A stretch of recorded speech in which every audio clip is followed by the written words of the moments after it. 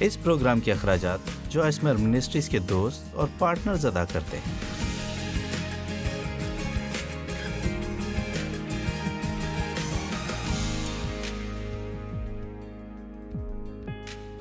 خدا نے ہر چیز کو اس کے وقت میں خوب بنایا ہے، لیکن بے وقت چیز سراسر خرابی ہے۔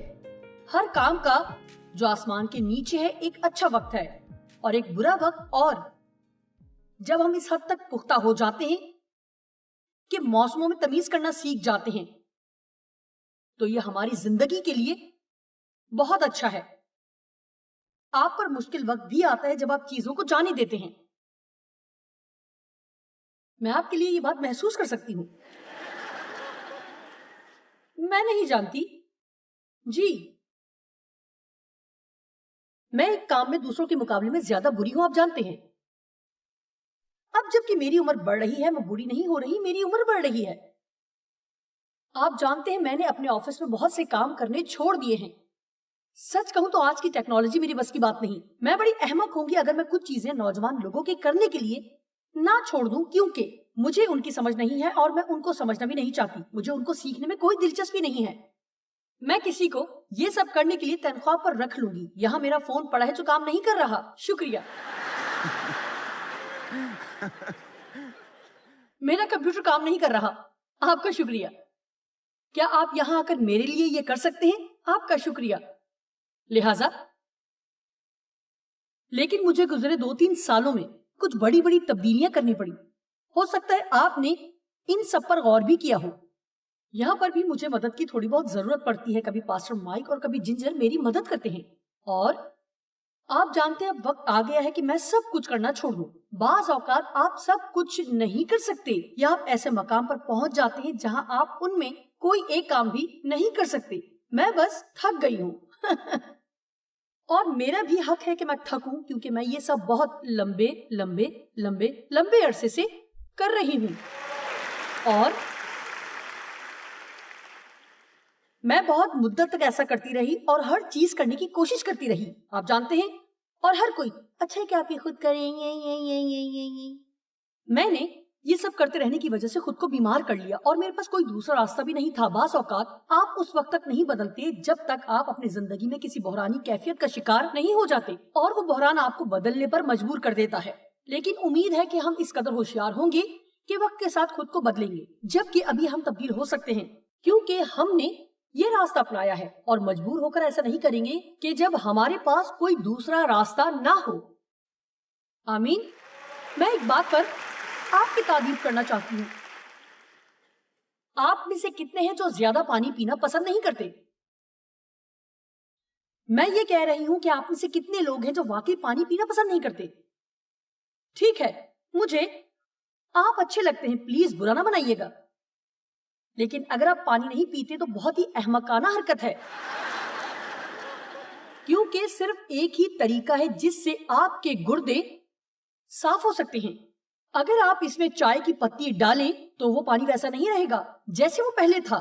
کچھ لوگ اپنی طبیعت میں اچھا محسوس نہیں کرتے، لگتا ہے ان میں توانائی نہیں، صرف اس لیے کہ وہ پانی نہیں پیتے۔ اب میں آپ کو بتا رہی ہوں، اب آپ کو معلوم ہو گیا ہے، اب آپ پر ذمہ داری عائد ہو گئی ہے۔ لہٰذا اگر آپ کو خدا نہ خواستہ گردے کی پتھری ہو جائے اور آپ ڈاکٹر کے پاس جائیں اور وہ آپ سے کہے کہ آپ پانی کم پیتے ہیں، تو آپ کہہ سکتے ہیں جی ہاں، جوائس نے مجھے پہلے ہی بتا دیا تھا۔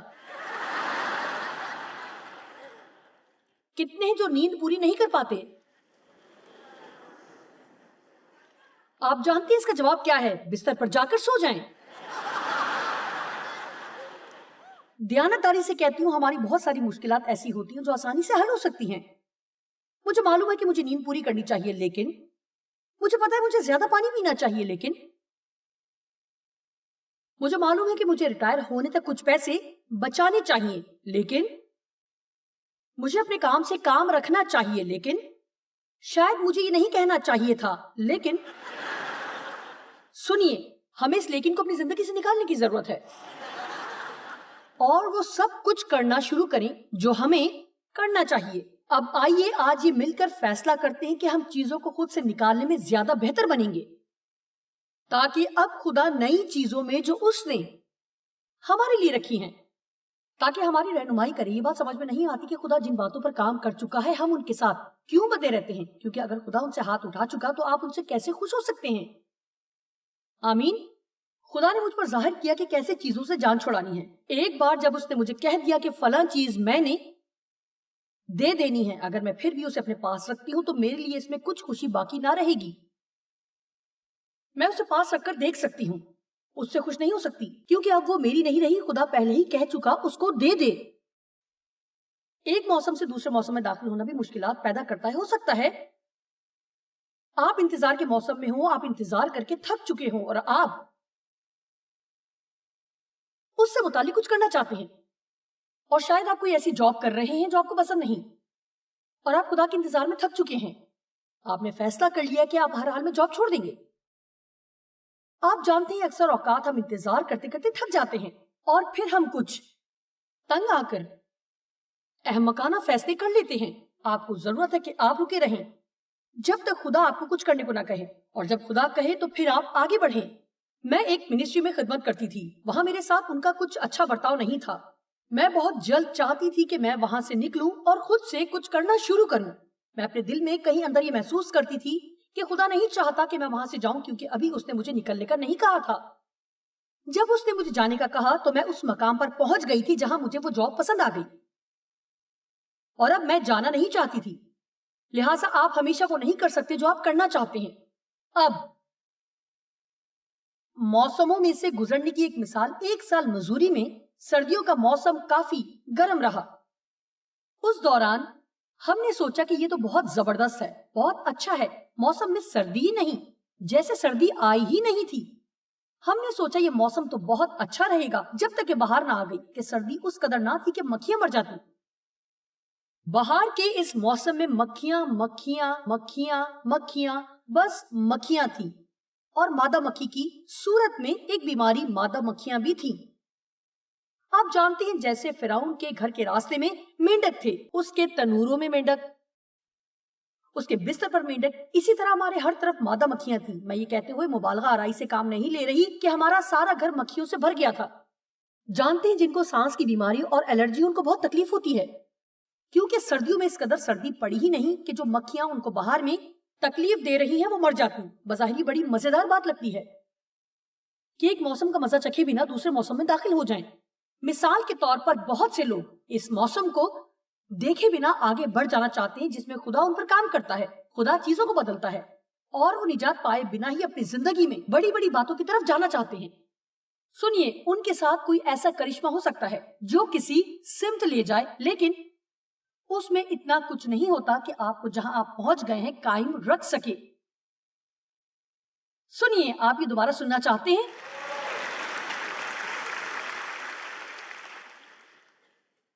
میں اپنے گھر میں 20 لوگوں کو بائبل کی تعلیم دیتی تھی, اور آج بھی ایسی ہی تعلیم دیتی ہوں. اور میں لوگوں کو ٹی وی پر منادی کرتے ہوئے دیکھتی تھی, اور مجھے یاد ہے میں سوچتی تھی پتہ نہیں کیوں خدا نے مجھے اس ڈرائنگ روم میں بٹھا رکھا ہے, میں ان سے بہتر منادی کر سکتی ہوں.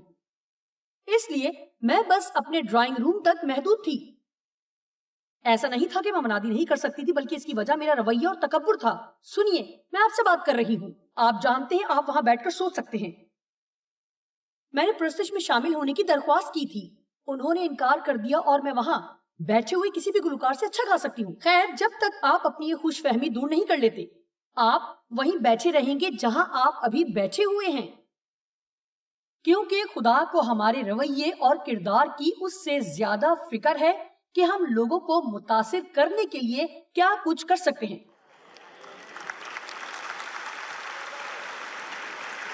بہت دفعہ ایسا ہوتا ہے کہ آپ باصلاحیت ہیں اور آپ کو سمجھ نہیں آ رہی کہ خدا آپ کو استعمال کیوں نہیں کر رہا. اچھا ہے کہ آپ اپنے کردار پر ایک نظر ڈالیں. خود سے پوچھیں میرا رویہ لوگوں کے ساتھ کیسا ہے, اور میں دوسرے لوگوں پر تنقید کرنے اور ان کی عدالت کرنے میں کیسا ہوں. یہ وہ باتیں جو خدا کے نزدیک بہت اہم ہیں. انسان ظاہری صورت کو دیکھتا ہے, لیکن خداوند دل پر نظر کرتا ہے. آمین. دل پر نظر کرنے کی وجہ سے خدا ایسے شخص کو استعمال کرتا ہے کہ آپ کو سمجھ نہیں آتی کہ اگر خدا نے اس میں ایسی کیا خوبی دیکھ لی کہ اس سے کام لے رہا ہے, کیونکہ چیز تو اتنی متاثر کن نہیں ہے, لیکن خدا جانتا ہے کہ اس کا دل سونے کا ہے. ہمیں اپنی ظاہری زندگی سے زیادہ اپنی باطنی زندگی پر توجہ دینی چاہیے. سنیے، اگر ہم روحانی طور پر زیادہ سے زیادہ وقت صرف کریں، جتنا کہ ہم دن میں 5 بار کپڑے بدلنے میں اور آدھا کلو میک اپ منہ پر تھوپنے میں لگاتے ہیں. سنیے، اگر آپ ٹھیک طرح سے نہیں سنتے تو ان سے کلام کرتی ہوں.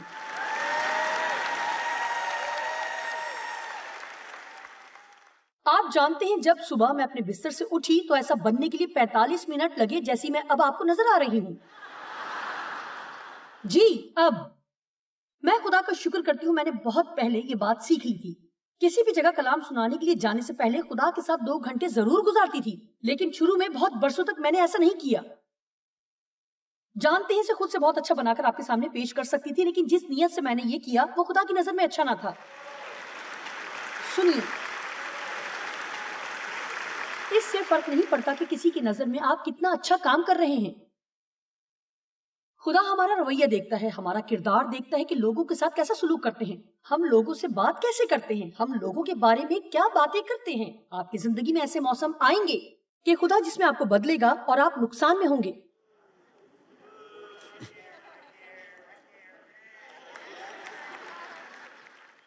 سرزنش کرنے کا موسم، ایسا موسم جس میں کچھ بھی آپ کے مطابق نہ ہو، یہ دیکھنے کے لیے کہ آپ کا رد عمل کیا ہے. سنیے،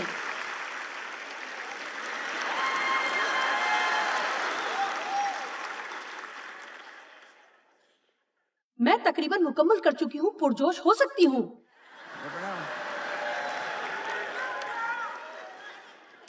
بے کاشت زمین کو کاشت کرنا. ہماری زندگی میں ایک موسم کاشتکاری کا بھی ہوتا ہے. ذرا تصور کریں اگر آپ ایک ایسی زمین کی مانند ہیں جس پر کبھی ہل نہیں چلا اور پھر ایک دم سے ایک کسان ہل لے آتا ہے اور زمین کو جوتنا شروع کر دیتا ہے، اور اگر آپ محسوس کر سکتے ہیں تو آپ کو پتا چلے گا کہ اس کام میں بڑی تکلیف ہوتی ہے. اور ہماری زندگی کی بے کاشت زمین جو سخت اور پتھریلی ہے، اس پر بھی ہل چلانے کی ضرورت ہے. کتنے خدا کے لیے استعمال ہونا چاہتے ہیں؟ ٹھیک ہے، بات یہ ہے بہت سا کام ہے جو خدا نے آپ پر کرنا ہے اس سے پہلے کہ وہ آپ کے وسیلہ کچھ کرے. آمین.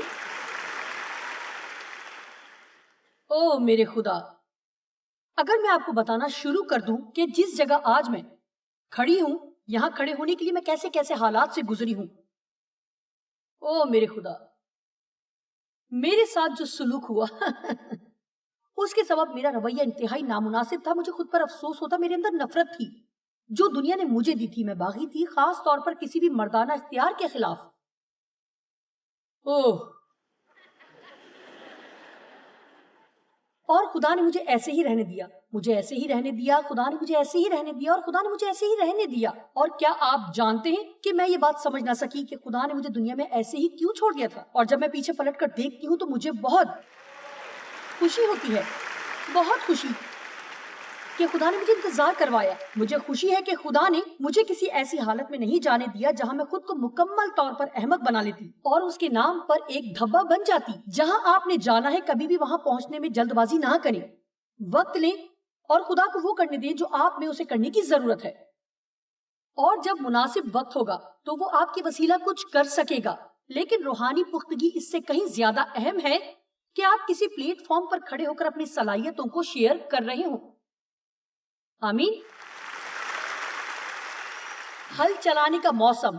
ایک بار جب آپ نے اپنا ہاتھ ہل پر رکھ دیا، لوکا 9:62 میں لکھا ہے، یسوع نے اس سے کہا، جو کوئی اپنا ہاتھ ہل پر رکھ کر پیچھے دیکھتا ہے وہ خدا کی بادشاہی کے لائق نہیں.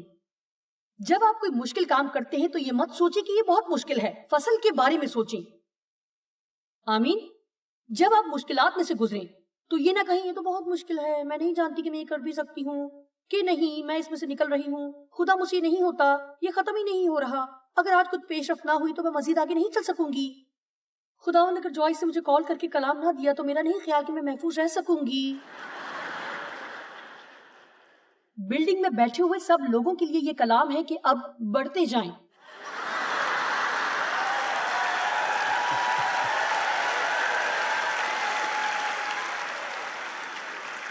یہ میں اپنے آپ سے بھی کہہ رہی ہوں.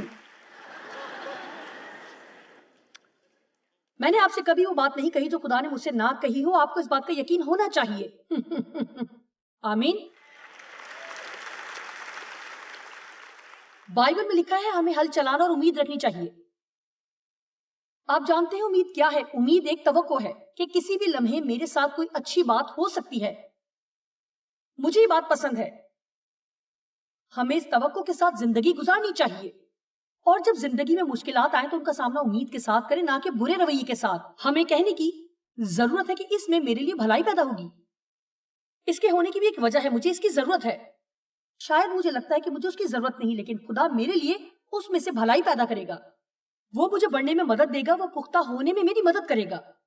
مجھے وہ تجربہ حاصل ہوگا جو آنے والی زندگی میں میرے کام آئے گا. آمین. مقابلے کے تجربے سے بڑھ کر کچھ نہیں. جو کچھ میں کہتی ہوں اس پر آپ کی یقین کی ایک وجہ یہ بھی ہے کیونکہ آپ جانتے ہیں کہ میں جو کچھ کہہ رہی ہوں اس میں سے گزر چکی ہوں. میں نے بازار سے جا کر $1 میں پیغام سنانے والی کتاب خرید کر یہ پیغام تیار نہیں کیے. میں ان باتوں میں سے گزر کر آئی ہوں. اور جب میں آپ سے کہتی ہوں کہ خدا سب چیزوں میں آپ کے لیے بھلائی پیدا کرے گا اگر آپ اس پر بھروسہ کریں گے، میں یہ بات تجربے سے کہہ سکتی ہوں کہ اگر آپ خدا پر بھروسہ کریں گے تو وہ ہر چیز میں آپ کے لیے بھلائی پیدا کرے گا. اور میں آپ سے کہتی ہوں اگر آپ تھک نہیں جائیں گے، ہمت نہیں ہاریں گے تو آپ کی فصل کا وقت آئے گا. میں آپ سے وعدہ کر سکتی ہوں کہ آپ کی فصل کا وقت ضرور آئے گا. اور جب آپ ہل چلاتے ہیں تو امید رکھ کر ہل چلائیں. پہلا کرنتھیوں 9:10 کیا وہ خاص ہمارے واسطے یہ فرماتا ہے؟ ہاں، یہ ہمارے واسطے لکھا گیا کیونکہ مناسب ہے کہ جوتنے والا امید پر جوتے اور دائیں چلانے والا حصہ پانے کی امید پر دائیں چلائے. مجھے یہ بہت پسند ہے. بے کاشت زمین پر ہل چلانا ضرور ہے، اور جب اس پر ہل چلایا جائے گا تو یہ کوئی لطف اٹھانے کی بات نہیں.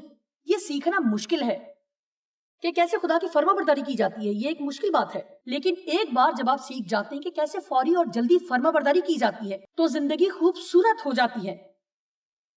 خوبصورت. آپ جانتے ہیں ہماری ہر مشکل کا حل یہ ہے کہ ڈھونڈیں کہ خدا کیا چاہتا ہے اور پھر وہ کریں.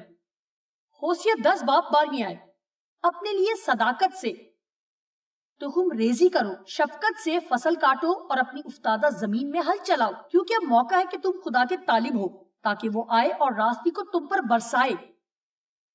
مطلب برکت پانے کے لیے تیار ہو جاؤ. ہو سکتا ہے اس وقت آپ کی بے کاشت زمین یہ ہے کہ آپ کسی سے ناراض ہیں اور آپ وہ ناراضگی ختم کرنا نہیں چاہتے. آج یہاں جانے کتنے ایسے لوگ ہوں گے جنہیں کسی کو معاف کرنے کی ضرورت ہے.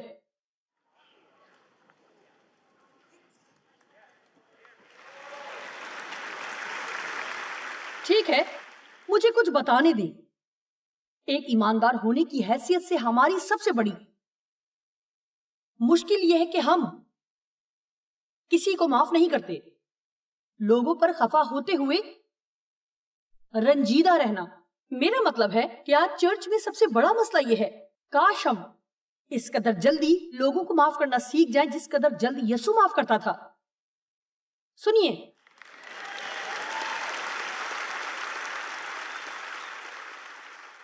دنیا میں تہلکہ مچ جائے اگر مسیحی واقعی ایک دوسرے کو معاف کرنا شروع کر دیں.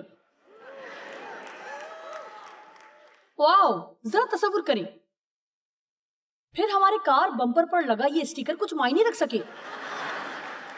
اور جب تک ہمارے ارد گرد یہ ساری چیزیں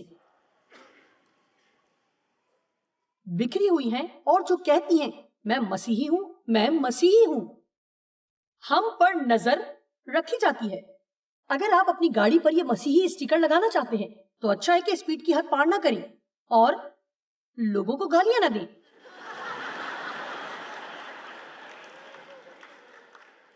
آپ جانتے ہیں ہو سکتا ہے میری باتیں آپ کو پسند نہ آتی ہو لیکن یہ آپ کو پریشان نہیں کریں گی.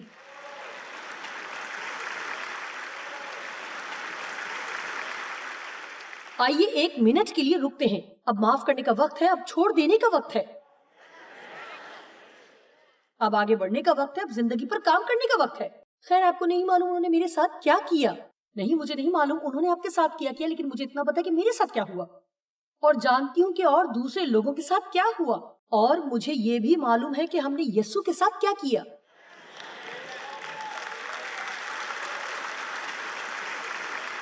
کسی کے پاس کوئی وجہ نہیں ہے، آپ کے پاس بھی کوئی بہانہ نہیں کہ آپ کسی پر خفا رہ سکیں.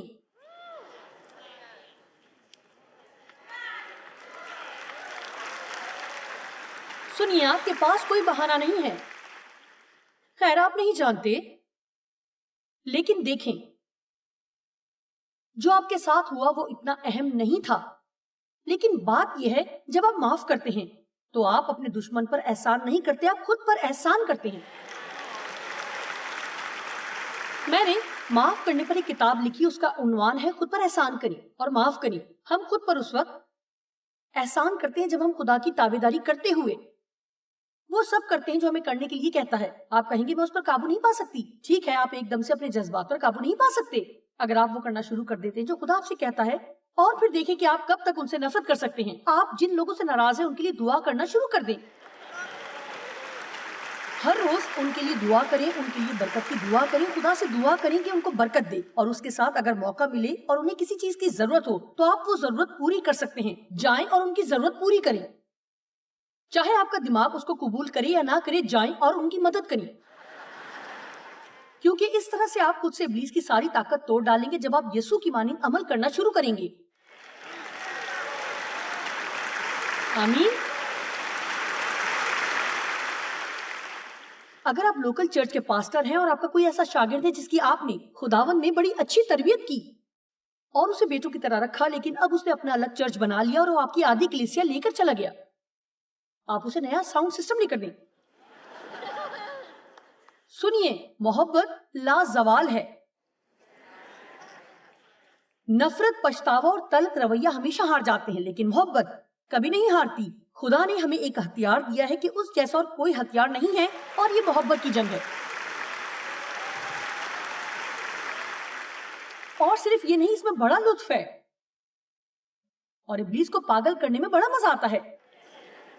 اس وقت جب وہ آپ کو کسی ایسے شخص کے ساتھ محبت کرتے ہوئے دیکھتا ہے جس نے آپ کا دل دکھی کیا ہو. آپ ابھی کس موسم میں ہیں، یا کیا خدا آپ پر کام کر رہا ہے کہ آپ ذرا کم خود غرضی دکھائیں؟ کوئی جواب نہیں آیا. ٹھیک ہے. زیادہ ذمہ دار بننے کے متعلق کیا خیال ہے؟ قرض چکانے سے متعلق کیا خیال ہے؟ پھر آپ کو کہیں منہ چھپا کر جانے کی ضرورت نہیں ہوگی. یہ کہنے میں بڑا مزہ ہے میرے اکاؤنٹ میں ڈال دو، لیکن بل آئے گا. آمین. کیا خیال ہے کہ جب خدا کسی ایسے شخص پر کام کر رہا ہے جسے صحت مند ہونا ہے، اپنی صحت کا خیال رکھنا شروع کریں؟ کتنے ہیں جن پر خدا کام کر رہا ہے کہ وہ ہر وقت مضر صحت کھانا چھوڑ دیں؟ لہٰذا اپنی زندگی کے موسم کے ساتھ لڑیں اور یاد رکھیں، یہ کبھی نہ سوچیں کہ آپ ہمیشہ وہ کرتے رہیں گے جو آپ کرتے رہے ہیں. اس لیے کہ چیزوں کو بدلنا ہوگا، اور جب ایسا ہو تو مزاحمت نہیں کرنا. اگر مزاحمت کریں گے تو اذیت میں پڑ جائیں گے.